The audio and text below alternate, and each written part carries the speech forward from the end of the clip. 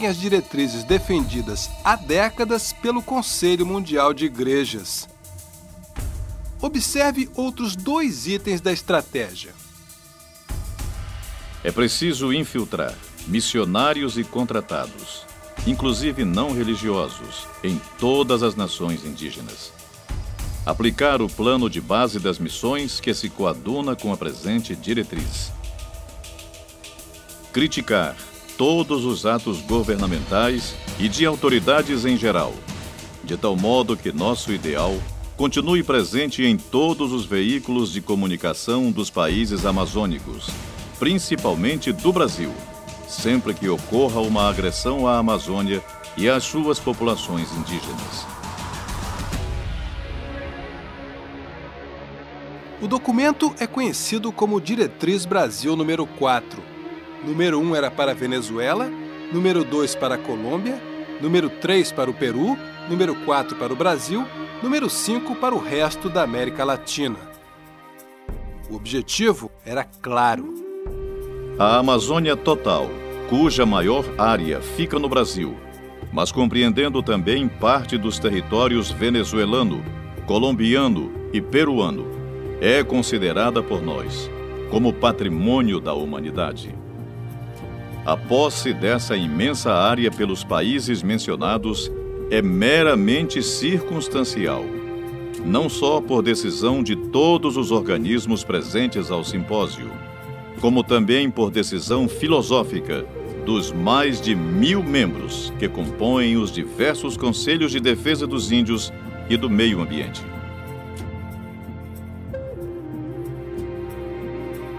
Numa reunião, 1000 e poucas pessoas selaram o destino da América Latina.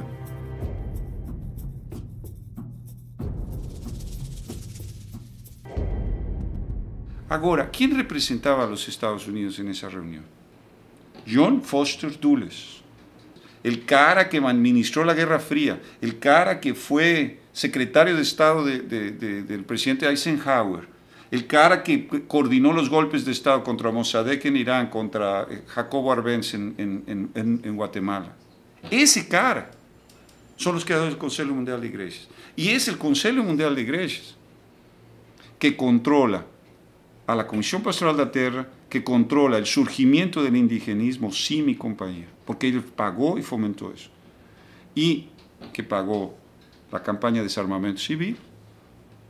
A campanha de desarmamento civil foi pagada por el Conselho Mundial de Igrejas, organizada por el Conselho Mundial de Igrejas.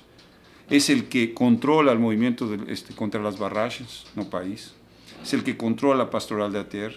Es decir, todos estos grupos de izquierda gravitan en torno de un núcleo que fue formado por la oligarquía colonial.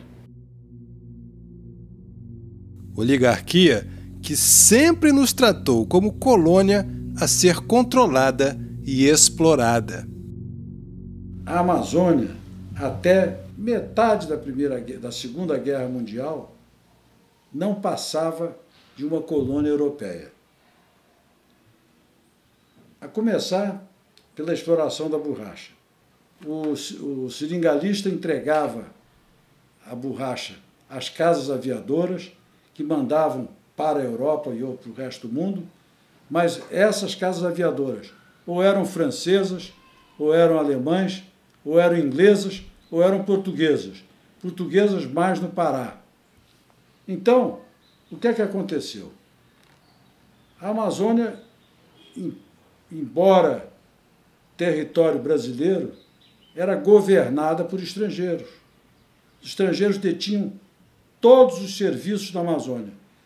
Na minha infância, em Manaus, todos os serviços eram estrangeiros. Água, esgoto, eletricidade, porto, bonde, navegação, tudo era estrangeiro, maior parte em inglês. Por exemplo, os navios da Amazon River Steamship Company, que era a companhia de navegação da Amazônia, esses navios se abasteciam de combustível sólido nas margens do Amazonas. Por exemplo, em Tabatinga, havia carvão mineral. Eles sabiam, eles começaram a explorar isso antes. Então, eles tiveram tempo de pesquisar a região, enquanto que os brasileiros não sabiam coisa alguma. Os brasileiros sabiam apenas que tinha borracha. E eles continuam por aqui. O braço da Survival, que brigou pela demarcação Yanomami, agora cuida da saúde dos índios daquela reserva. Recebe verba do Brasil, tem acesso direto à região, faz seu marketing no exterior e ganha algo mais com isso. Outras ganham muito mais. Uma CPI comprovou o que a população denunciava há décadas: a trama que se desenrola por trás do trabalho humanitário. Conforme já houve na Comissão Parlamentar de Inquérito, que tramitou, ou não sei se ainda tramita no Senado Federal, eram várias as oportunidades que se punham à nossa frente, mostrando que trabalho era esse. Quais eram os trabalhos? Pessoas travestidas de pastores evangélicos, ou não sei qual outra comunidade religiosa, mas que levavam remédios, transitavam, que tinham aviões, transportavam índios, levavam kits nas suas mochilas, retiravam. Então, houve, nessa área dos fármacos, uma invasão lá em cima, sempre se aproveitando desse viés internacional para, em dizendo que estão protegendo o índio, estão se aproveitando dele em função do detrimento, em decorrência de que há, sem dúvida nenhuma, falta de vontade política do órgão que determina isso. Tudo camuflado por um sistema de pressão e de disseminação de informações e ações na mídia. Um rolo compressor que avança sobre a organização social e agrária de diversos países. É nosso dever garantir a preservação do território da Amazônia e de seus habitantes aborígenes para o seu desfrute pelas grandes civilizações europeias, cujas áreas naturais estejam reduzidas a um limite crítico. No caso do Brasil, a estratégia tem dado certo até quando os rotulados habitantes aborígenes nem são daqui. Meu nome é Arnulf Bantel. 20 anos de Força Aérea, 16 anos de Varig e o restante do tempo em Roraima. Como militar, Arnulf realizava missões na fronteira norte do Brasil na década de 70 e acompanhou bem de perto a migração de índios e missionários na região. Várias coisas aconteceram. Uma delas foi que os índios Mayongongos, em 63, desceram o Uraricuera, venderam suas canoas e foram nos ajudar na abertura da pista do Anauá, né? Além de o Linguistical Summer Institute dos americanos, que fazia pesquisa de decifrar ou de catalogar ou de colocar as linguagens Yanomamis, para que pretendiam traduzir a Bíblia para a língua deles, né? Eles tinham um grande interesse também no Alto Parima, já tinham feito uma pista provisória no Surucucus, já tinham lá uma missionária. Outro acontecimento, missionários americanos que estavam trabalhando com os Waiwais no Essequibo, no sul da Guiana Inglesa, tinham uma preocupação em transferir esses índios para o lado brasileiro, porque, em parte, que existia aqui FUNAI, que dava uma certa cobertura a índios. Por outro lado, né, a ameaça do governo Jagan, né, que era, na época, da turma do Fidel, e havia uma certa histeria quanto ao comunismo de Cuba, e esse Jagan teria ameaçado que acabaria com todos os missionários americanos na Guiana Inglesa. Ironicamente, a história índio missionário se transformou numa facada pelas costas.